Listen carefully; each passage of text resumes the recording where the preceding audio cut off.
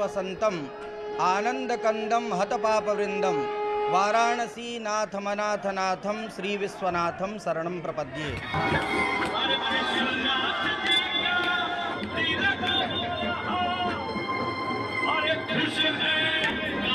ये रंगभरी एकादशी अमला एकादशी फाल्गुन शुक्ल पक्ष में एकादशी 5 दिन बाद आपको होली होगा। आज काशी में होली का हुड़दंग शुरू हो गया। होली खेले भोला त्रिपुरारी हो सब में गौरा महतारी। बूढ़ाऊ बाबा का पाकल पाकल दाढ़ी, बूढ़ाऊ बाबा का पाकल पाकल दाढ़ी, अरे नाचल यहाँ नर नारी हो होली खेल त्रिपुरारी, नाचल यहाँ नर नारी हो होली खेल त्रिपुरारी। करके दूल्हा बैल पर बैठे बन करके दूल्हा, अबीरंच गुलालंच चोवा चंदन में वच अबीरेणार्चितो देवा प्रियताम में सदा शिवा। बाबा माता जब होली खेल लिए तो भक्त भी होली खेलेंगे। आज अबीर की होली है, कल भी होगी और उस दिन होली तो होगा जिस दिन होलिका दहन। हमारे यहाँ कहते हैं हुलाष्टक।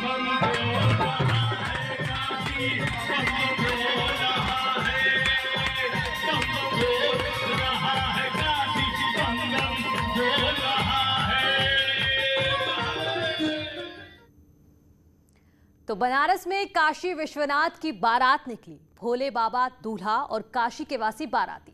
मौका था शिव पार्वती के गौने का।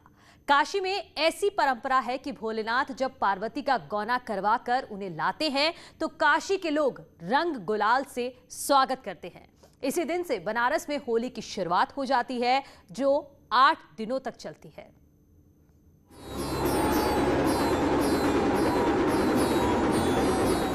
गौरा को लेकर काशी लौटे महादेव।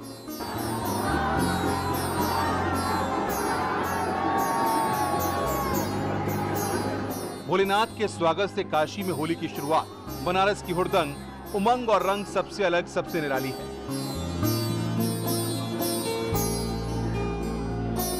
जैसे महादेव निराले हैं वैसे उनके भक्त निराले हैं। मथुरा में होली की खुमारी छाई हुई है। काशी के वासी इससे पीछे कैसे रहते।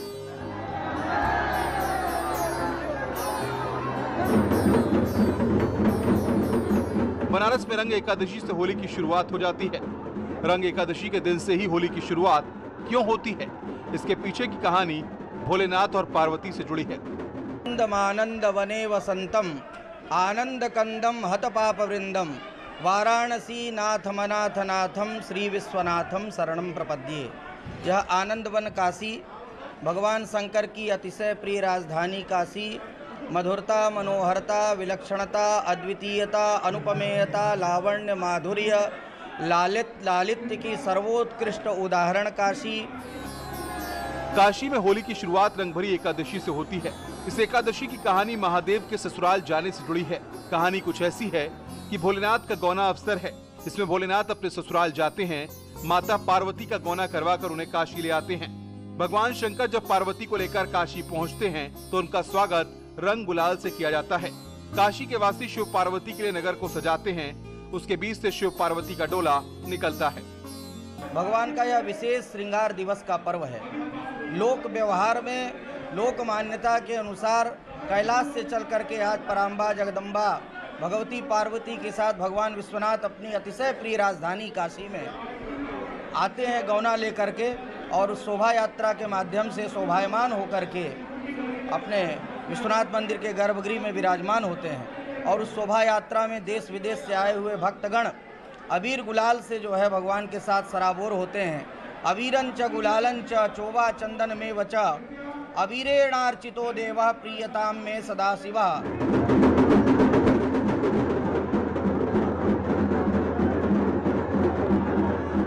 भगवान के ससुराल जाने और वहां से आने की परंपरा सदियों पुरानी है। काशी के लोग सैकड़ों साल से इसी तरह से पार्वती और शिव का डोला निकालते हैं, जिसमें न सिर्फ भारत बल्कि विदेशों से आए श्रद्धालु भी शामिल होते हैं। इस दिन जब भोले बाबा सज धज कर ससुराल पहुंचते हैं, महिलाएं पारंपरिक गीतों से उनका स्वागत करती हैं। लड़की और लड़का पक्ष के लोगों में गीतों से कंपटीशन भी होता है। पार्वती का गौना होने वाला है क्योंकि माँ पार्वती को और भगवान विश्वनाथ जी विदाई कराने आए हैं, और ये पल बड़ा ही सुखद भी है और दुखद भी है। एक माता पिता के दिल से गुजरिए, वो जानती है कन्या जब जन्मी तो जाएगी। तो कहा है कि आज तो ये गाना हो रहा है कि गौरा तो जाएंगी भोले बाबा के साथ।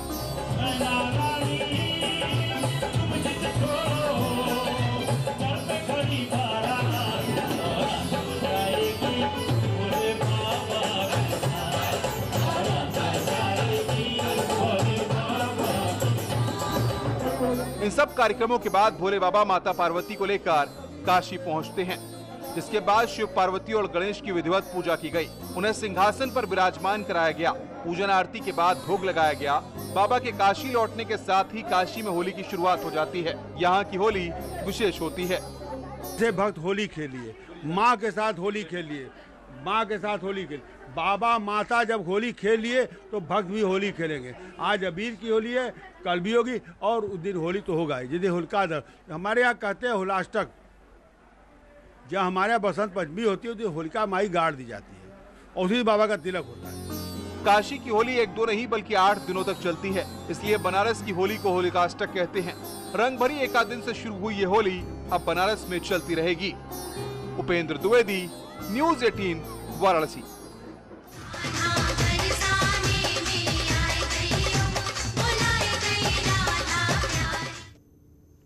वहीं मथुरा के बांके बिहारी मंदिर में भक्तों के होली खेली है। कान्हा के भक्त अबीर गुलाल लेकर सुबह से ही लोग वृंदावन पहुंचने लगे और फिर देखते ही देखते बांके बिहारी के दरबार में भक्तों की भीड़ लग गई, जिसके बाद भक्तों ने बांके बिहारी के साथ होली खेली और फिर सभी ने एक दूसरे को जमकर रंग लगाया। मथुरा की इस खास होली में हर वर्ग के लोग शामिल हुए। क्या बच्चे, क्या बड़े, महिला पुरुष सभी ने एक साथ मिलकर होली खेली।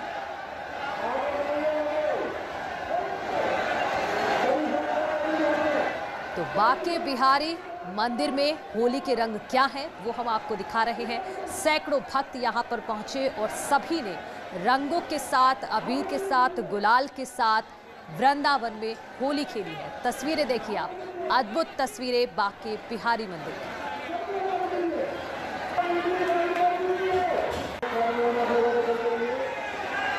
अच्छा लग रहा है, बहुत आनंद आया। कैसा एक्सपीरियंस रहा? बहुत अच्छा। पहले भी आती थी कि पहली बार आई हैं? पहली बार भी आया। पहले भी आई होने के लिए। अच्छा, क्या मनोकामनाएं की है? मनोकामना क्या, भगवान ठीक है, दर्शन करना। तो काशी की होली हो या मथुरा की, हर रंग में शाम होते हैं। मथुरा में लठमार होली खेली जाती है, लेकिन काशी में गायक अपने गीतों से शाम के साथ होली खेलते हैं। खेलन आयो शाम आज यही रंग में हो।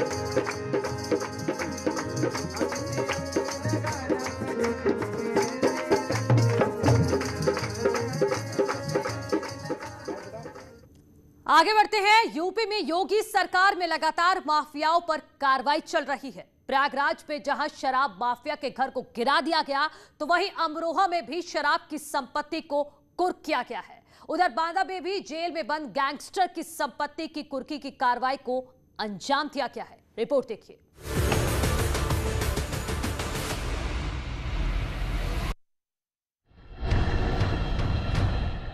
माफियाओं के खिलाफ एक्शन की इन 3 तस्वीरों को देखिए।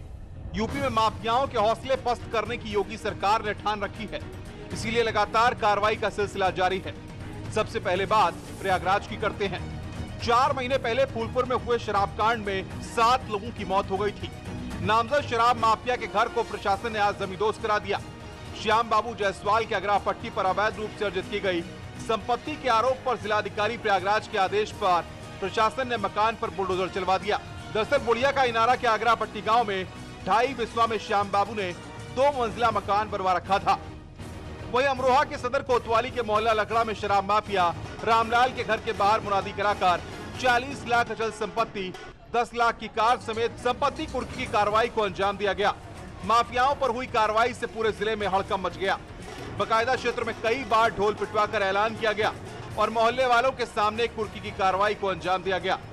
अधिकारियों का कहना है कि जितने भी माफिया हैं, उन सभी के खिलाफ सरकार के आदेश पर कार्रवाई लगातार जारी है। इसमें इन्होंने अवैध तरीके से आर्थिक गतिविधियों के माध्यम से संपत्ति अर्जित की है, जिससे जिलाधिकारी महोदय के न्यायालय से 2 मार्च 2021 के आदेश के तहत कुर्की का आदेश पारित हुआ। तो सर, आपने जो कुर्की कराई है वो कितने रुपए की संपत्ति रही होगी कुल और कैसे कराई है? क्या यहाँ ढूंढने वाले अचल संपत्ति लगभग 40 लाख की है। इसके अतिरिक्त एक एर्टिगा कार जो 10 लाख की लगभग की है और कुछ अन्य अचल संपत्ति भी है। उधर बांदा जेल में बंद गैंगस्टर मोरंग माफिया पप्पू निषाद की 26,03,900 रुपए की संपत्ति को जब्त किया गया। मोरंग माफिया पर बांदा जनपद के कई थानों में मुकदमे दर्ज हैं। जिलाधिकारी के आदेश के बाद शहर कोतवाल और प्रशासनिक अधिकारियों ने चल संपत्ति को जब्त करने की कार्रवाई को अंजाम दिया। ऐसे में योगी सरकार में लगातार माफियाओं के मंसूबों पर पानी फेरा जा रहा है और ये कार्रवाई का सिलसिला ऐसे ही जारी है। Bureau report, news 18। यहाँ रुक रहे एक छोटे से ब्रेक के लिए, जल्द लौट रहे हैं।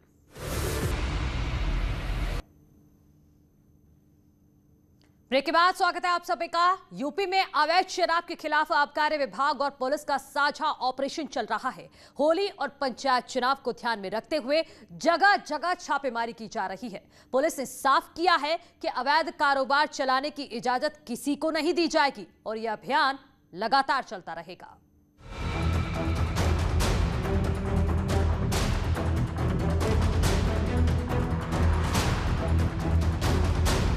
अवैध शराब के खिलाफ यूपी में पुलिस और प्रशासन का अभियान जारी है। सरकार के आदेश का पूरे राज्य में सख्ती से पालन किया जा रहा। होली और पंचायत चुनाव के मद्देनजर पुलिस अलर्ट मोड में है और जगह जगह एक्शन लेने में बिल्कुल भी कोताही नहीं बरत रही। बुलंदशहर में भी आबकारी विभाग और पुलिस ने साझा ऑपरेशन चलाकर अवैध शराब के काले कारोबार पर नकेल कसी। बुलंदशहर के तमाम तहसील क्षेत्रों में अलग अलग टीमों ने छापेमारी की। इस दौरान खुर्जा तहसील में भी अभियान चलाया गया। अधिकारियों ने साफ किया कि किसी भी कीमत पर अवैध या घटिया शराब नहीं बिकने दी जाएगी। आबकारी विभाग ने अवैध शराब के खिलाफ चल रहा अभियान आगे भी जारी रखने का दावा किया है। आज जो है दुकानें चेक की गई और बारीकी से स्कैन किया गया और जो भी दुकानें हैं क्षेत्र में वो सारी चेक करेंगे और स्कैन करके सुनिश्चित करेंगे कि त्रिस्तरीय पंचायत चुनाव आगामी होली का त्यौहार जो है उसमें किसी भी तरीका की कोई अवैध शराब का सर्कुलेशन ना हो और किसी भी तरीका से कोई समस्या पैदा न। बुलंदशहर के बाद अब आपको देवरिया की तस्वीर दिखाते हैं। यहाँ पुलिस ने बुलडोजर चलाकर अवैध शराब के ठिकानों को तबाह किया। देवरिया में ये अभियान नदियों के किनारे और ईंट भट्ठों पर चलाया। यहाँ बड़े पैमाने पर अवैध शराब बनती है। इस अभियान में पुलिस ने 2 क्विंटल लहन और 1600 लीटर से ज्यादा कच्ची शराब को नष्ट किया। पुलिस के मुताबिक जिले में सभी 21 थाना क्षेत्रों में साझा ऑपरेशन चलाया गया और अवैध शराब के कारोबार से जुड़े 74 आरोपियों को गिरफ्तार किया गया। साथ ही 69 मुकदमे दर्ज किए गए। पूरे अभियान के दौरान अवैध शराब की 35 भट्टियां तोड़ी गईं और 4 गाड़ियों को जब्त किया गया। सिपाही तक इसमें व्यापक रूप से पूरे जिले में कार्रवाई कराई गई है और इसमें कुल 74 अभियुक्त गिरफ्तार हुए हैं, 69 मुकदमे कायम हुए हैं। 4 ऐसी फैक्ट्रियां बरामद हुई हैं जहां मिश्रण किया जा रहा था, उनके विरुद्ध कार्रवाई की गई है। 4 वाहन सीज हुआ है, लगभग 2000 कुंटल लहन नष्ट की गई है और 1600 लीटर से ज़्यादा की शराब की रिकवरी हुई है। अवैध शराब के खिलाफ अमेठी में भी पुलिस पूरी तरह अलर्ट है। मुखबिर से मिली जानकारी के बाद पुलिस की टीम ने शराब तस्करी में शामिल 4 लोगों को गिरफ्तार किया। उनकी निशानदेही पर पुलिस ने 1,10,000 रुपए की शराब भी जब्त की। पुलिस ने इस तरह के अभियान आगे भी जारी रखने की बात कही है। इसमें बता दें कि सुबह एक साहब दास अमेठी का रहने वाला है, सूचना पर इसके पास से 2 पेटी अवैध शराब बरामद हुई। फिर इससे पूछताछ के बाद में पता लगा कि ये लोग सांगीपुर जनपद प्रतापगढ़ में अवैध शराब बनाते और बेचते हैं। इस सूचना पर पुलिस टीम ने जाकर वहाँ से और 3 लोग गिरफ्तार किया है, जिनके कब्जे से कुल 35 पेटी में 1575 बोतल अवैध अपनी शराब बरामद हुई है। यूपी में अवैध शराब का काला कारोबार हमेशा से प्रशासन के लिए चुनौती रहा, मगर इस बार पूरी सख्ती बरती जा रही। सोनभद्र में भी पुलिस ने अभियान चलाकर 5 शराब तस्करों को गिरफ्तार करने में कामयाबी हासिल की। इनके पास से 55 लीटर अवैध शराब भी जब्त किए। 5 आरोपियों के खिलाफ पुलिस ने मुकदमा दर्ज कर जेल भेज दिया है। आबकारी विभाग और पुलिस अपने अपने स्तर पर काम कर रहे। शुरुआती दौर में काफी सफलता भी मिली है।